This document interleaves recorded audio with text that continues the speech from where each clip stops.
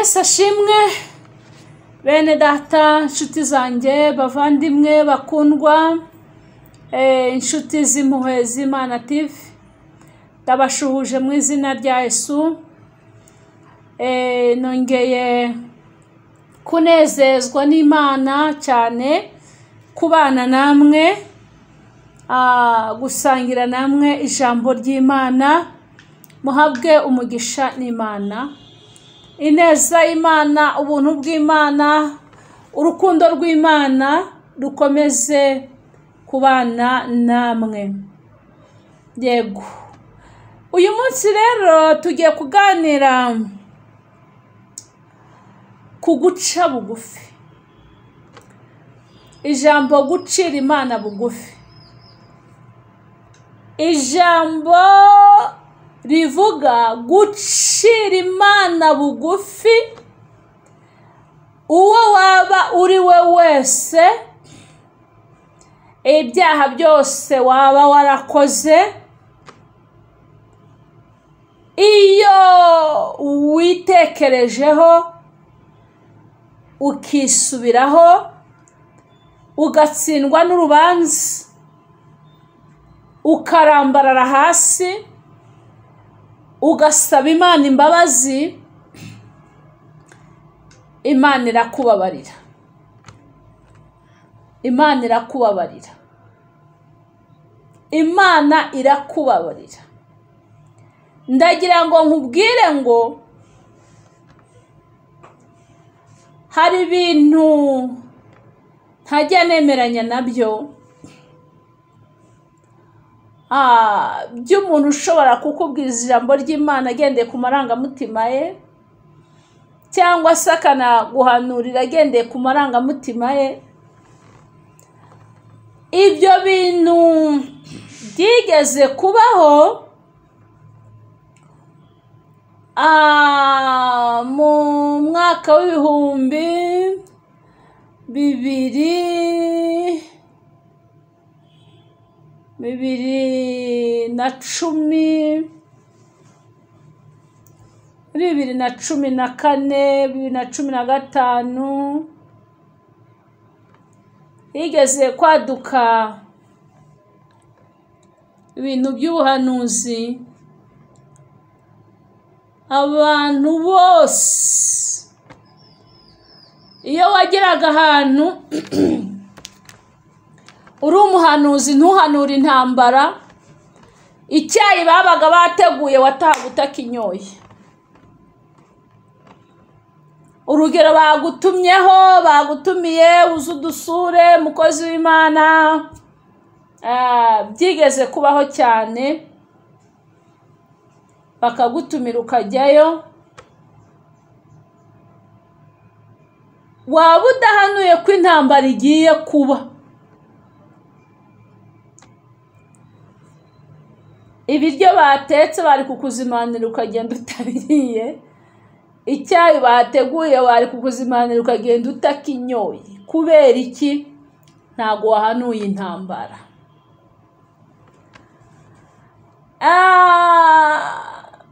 Nagiye ahantu kuko njyewe nagiriwe umugisha n'Imana, ndi mu bantu batajya bakunda kwirukanka mu ngo z'abantu. Ariko icyo gihe batumiye umuntu turi kumwe, ndavuga ngo reka njyane nawe. Turagenda, tugezeyo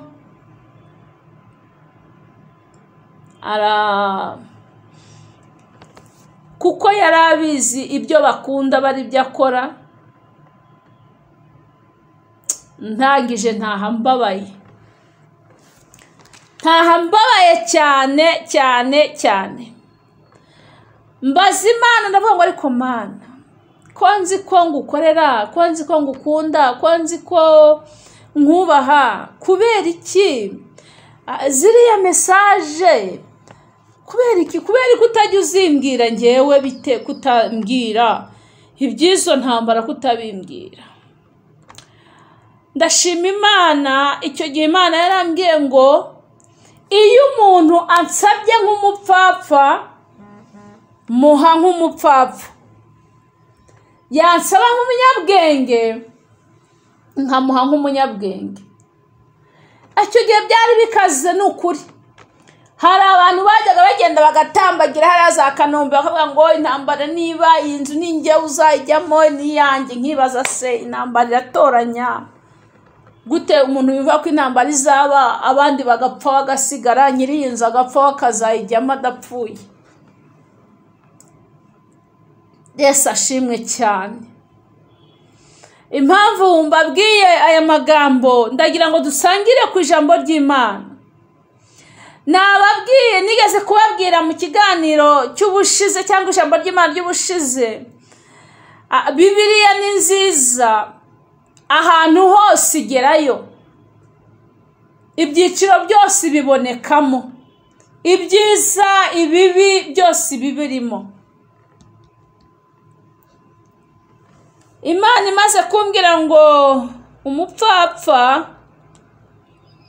yansabye nk'umupfapfa nanjye muha nk'umupfapfa. Icyo gihe nafashe amasengesho nshima Imana. Imana irambwira ngo ni ukuri mwana wanjye nta ntambara ihari. Ndavuga ngo Mana ushimwe. Ariko njyewe nakundaga gusenga Imana nyishimira ibyitugejejeho, nyereka n'ibisigaye, iduha amasezerano, abana, ibintu nk'ibyo. Nkayibwira nti rero wa Mana we, ibi bintu basenga bavuga bahanura ngo intambara irabaye, njyewe ntago nzabyemera. Umenye ko hari amasezerano yanjye ntarageraho, kandi intambara ntitoranya aya masezerano yanjye, ngomba kuzayabona. Nta ntambara nshaka mu izina rya Yesu.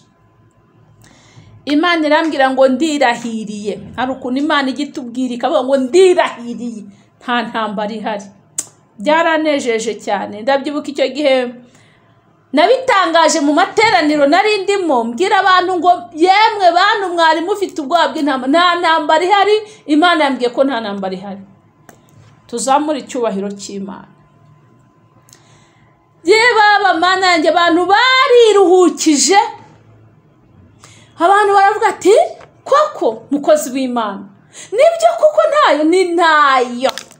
Ati Mana we, ati bamwe bari batagiringa, abandi mu dufaranga baradupfunyapfunyitse, abandi ngo bari mu masengesho yo gusengera abakobwa ngo batazafatwa ku ngufu, abandi baraguze za kawunga barasitotse, izindi barashize mu mashashe ngo baranazitaba ngo batazazifuya. Abakecuru dushoje amateraniro baranyegera, kuko umukobwa wa Yesu nta ntambara ni ntayo. Ati tugiye kurya tunywe duhinge ibintu ubuzima bukomeze. Kubera iki nzanye ibi bintu cyangwa mvuze aya magambo? Ndashaka kuvuga ku bantu bahorana amagambo mabi mu kanwa kabo n'iterabwoba mu kanwa kabo. Imana ntagikora nkawe, Imana ntikora nkanjye. Imana ikora mu bumana bwayo, mu cyubahiro cyayo. Tugiye kuganira ku magambo y'Imana ari mu gitabo cya Yona. Igitabo cya Yona, ibice 3, umurongo waho wa 6 kugera ku murongo waho wa 10. Amakuru ya Yona turayazi. Imana imutuma i Nineve, abanze no kwanga kujyayo, yifatira inzira yo kujya i Tarushishi. Imana imushyira mu nda y'urufi, urufi ruragenda rumurukayo. Imana ishimwe cyane. Reka dusome ijambo ry'Imana. Waba uri umushumba, waba uri umuhanuzi, waba uri umudiyakoni, waba uri iki, ushishoza neza, ntugasenge mu bupfapfa, ngo usenge mu marangamutima yawe. nusenga nk'umupfapfa uzahabwa nk'umupfapfa. Kadusome iryo jambo ry'Imana duhere ku murongo wa 6. Ngo ijambo rigera ku mwami w'Ineneve. Rigera ku mwami w'Ineneve ahaguruka ku ntebe ye y'ubwami. Yaguruka ku ntebe y'ubwami yiyambura umwambaro we, yambara ibigunira, yicara mu ivu. Uwo ni umwami w'Ineneve. Iki gihugu cy'Ineneve cyari cyakoze ibyaha, Mana yanjye, ibyaha by'indengakamere. Ibi byaha ngo biritugatuga. Uwiteka Imana ngo igira uburakari bwinshi cyane. Imana irarakara, iravuga ngo byanga byakunda, Ineneve ndaharimbura kubera ko ibyaha byabo bingeza ahantu. Ariko kubera ko imbabazi z'Imana zihoraho, Mana ishimwe cyane, kubera imbabazi z'Imana zihoraho iteka, kubera ko Imana, ijisho ry'Imana ntabwo rijya rihumbya ku buzima bwacu. Mana ishimwe, Mana uhabwe icyubahiro. Ijisho ry'Imana rihora ritureba, ntabwo rijya rihumbya. Imana avuga ngo reka mbwire Nowa agenda ababwire ko uburakari bwangezeho. Mana ishimwe, Nowa ngo agezeyo ababwira ko uburakari bw'Imana bwazamutse, Imana igiye kubarimbura. Ariko ndanezerewe, uyu mwami w'Ineneve amaze kumva umuburo, amaze kumva amagambo Imana ibatumyeho. Ayiwe, Imana ishimwe, Imana idakora nk'abantu tuyishime, Imana itagendera mu marangamutima y'abantu tuyihe icyubahiro. Imana ni nziza, mw'abantu mwe, Imana ni nziza. Haleluya. Imana, umugaragu wayo uyu mwami amaze kumva umuburo, ngo yiyambura umwambaro w'ubwami. Niko Bibiliya ivuze, yiyambura umwambaro w'ubwami. Iby'intebe z'icyubahiro abivaho, ngo yambara ibigunira.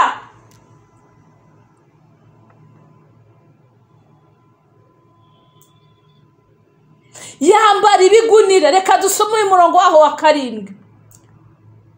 Ngo ategeka inteko n'abatware be imbere itegeko ryamamara Ineneve, bati umuntu wese ye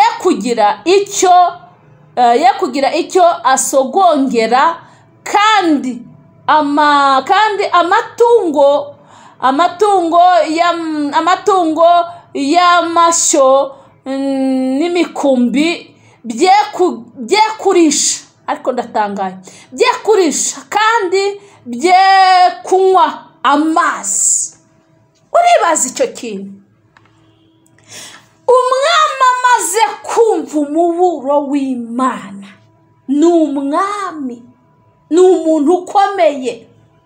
Impeta z'ubwami arazambura, azikuramo. Amaze kuzikuramo, atumiza abatware b'intebe, atanga itangazo. Ariko nejejwe n'Imana, atanga itangazo, arababwira ngo haba mwe ntihagire umuntu ugira ikintu na kimwe asogongeraho, n'amatungo yanyu ye kugira ikintu na kimwe anywa, ye kunywa n'amazi n'amatungo. Tekereza umuntu guca bugufi kugeraho n'amatungo nayo yiyiriza ubusa, bakayabuza gushoka, bakayabuza kurisha, ngo itangazo riratangwa rikwira hose. Ndi kuvuga ku mbabazi z'Imana, ndi kuvuga ku mbabazi. Imana si wowe, Imana si njye, Imana ni Imana mu bumana bwayo. Ntimukabeshyere Imana, ntimukumve ko Imana izagendera mu marangamutima yanyu.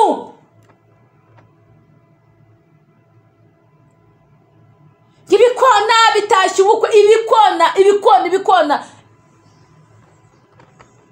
ngo biri gutumiza ubukwe bwabyo ngo buze vuba. Ubukwe ngo ni intambara.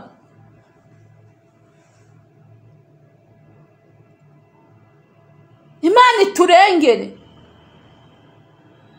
Nta ntambara mu izina rya Yesu Kristo w'i Nazareti. Dufite Imana, dufite abana, twarashatse, twarabyaye, igihugu cyacu kiri gutera imbere.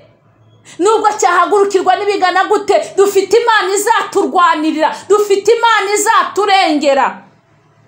Reka mbabwire, kera nyiri muto nijyaga numva bavuga ngo Imana yirirwa ahandi igataha i Rwanda. No, ubu sikirirwa ahandi, ahubwo ubu ngubu irahatuye. Tuzamura icyubahiro cy'Imana. Irahari isaha yose, amasegonda yose, iminota yose, Imana irahari. Imana ishimwe cyane.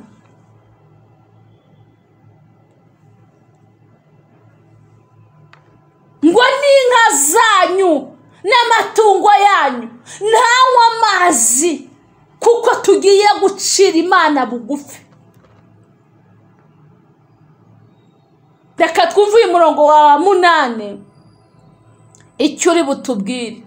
Ngo ahubwo abantu n'amatungo byose byambare ibigunira, abantu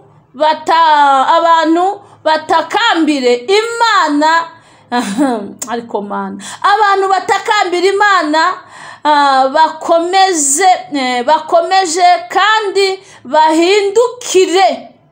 Umuntu wese areke inzira ze mbi, bareke n'urugomo bagira. Ariko Mana, ntawubizi ahari, yes, ntawubizi aharaho. Imana yahindukira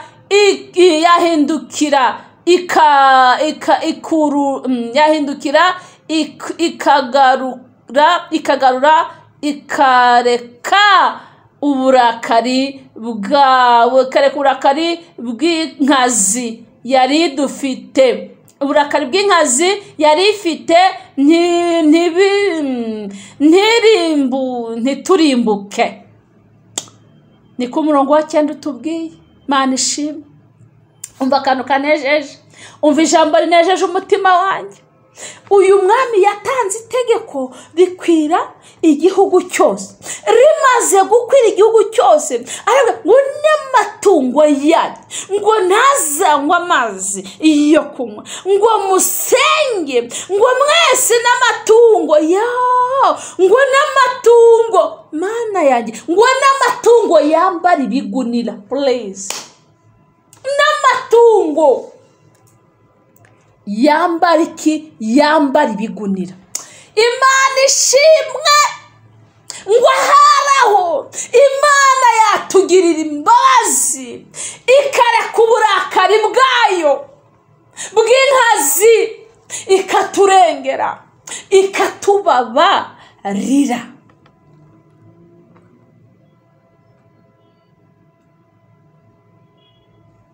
ntiturimbuke. Ariko icyo kintu nacyumva kubera iki? bafashe gahunda yo gusenga, bafashe gahunda yo guca bugufi, bafashe gahunda yo gucira Imana bugufi. Reka nkubwire, nubwo utasenga twe tuzasenga, kuko dukeneye kubaho neza, dukeneye kubaho mu mahoro, reka nkubwire, Imana itatubereye maso barinzi barindira ubusa. Niyo mpamvu gusenga bituma Imana igira imbabazi. Tekereza kwiyiriza ubusa n'amatungo, inka zawe, indogobe, ihene, intama, imbwa, injangwe, ibintu byose bikabuzwa uburenganzira bwo kurya no kunywa, bikambara ibigunira kugira ngo bababarirwe ibyaha byabo. Tuvuge ngo Imana yacu nishimwe, tuzamure twese icyubahiro cy'Imana. Tuvuge ngo Imana yacu igira imbabazi, tuvuge ngo Imana yacu ikora ibitandukanye n'ibyo abantu bibwira. Imana iri mu ruhande rwacu, Imana ikunda u Rwanda n'Abanyarwanda. Imana yaraturengeye n'ubu iracyaturengera, n'uyu mwanya iracyari kumwe natwe. Turasenga amanywa na nijoro, ntabwo dusenga kuko nta nsengero zihari. Turasenga ubusa, sindi gusenga. Insengero za mbere ni mu mitima yacu, kandi Imana turayubaha, kuko tuyubaha nayo izatwubahisha. Yo kabyara, yo gaheka. Mana yacu nihabwe icyubahiro, Mana yacu niyamamare. Imana yacu niyamamare. Uburakari bwayo bwashira. Kubera iki? Twayisabye imbabazi. Ni ikihe cyaha se twakoze cyatuma Imana yongera kutugarurira intambara ku buryo ibikona n'ibiki byose biri kwishyuza iyo ntambara? Oya. Imana si ukwikora. Imana ni nyembabazi. Imana ntabwo ari ingome. Imana ntabwo ikora nk'uko ukora.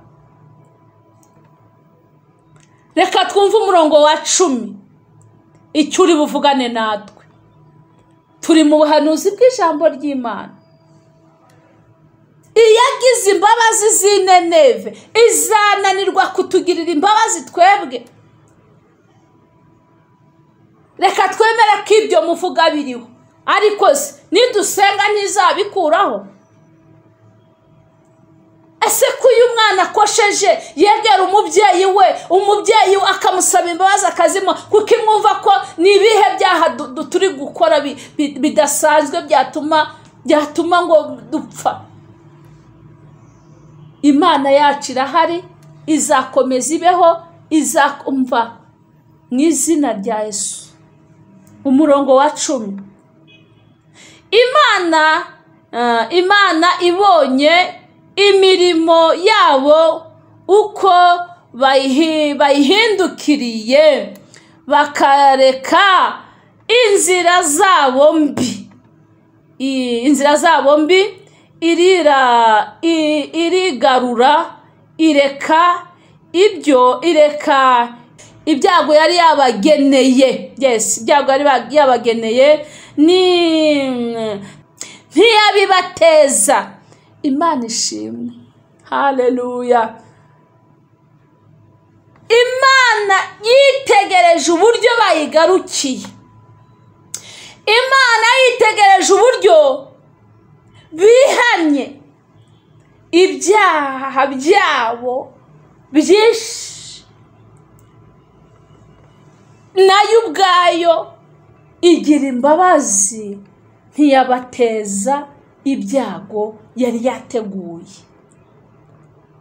Nimuhumure rero, dufite Imana, iracyari kumwe natwe. Hari abantu hano, Yona yabonye Imana ibababariye, ararakara, aravuga ati sine nakubwiye ko uzababarira? Nakubwiye ngo Imana ntikora nkawe, Imana ntikora nkanjye, gusa nitusenga izatugira neza. Rero muhumure abankurikiye bose, Imana si ingome, Imana si shitani, ibyigambira kutugira ni byiza. Uko yagiriye imbabazi ab'Ineneve, natwe turi abantu bayo, natwe iradukunda, nta kibazo gihari. Nimuhumure, nimukore, nimutere imbere, nimwaguke, nimusenge, musengera igihugu, dusengera abayobozi bacu beza Imana yaduhaye, bakomeze imirimo n'inshingano zabo, bakomeze gutera imbere no kwaguka no kutugeza kuri byinshi. Muhabwe umugisha n'Imana, Imana y'amahoro ibaha umugisha. Turabakunda cyane. Shalom, shalom, shalom, shalom.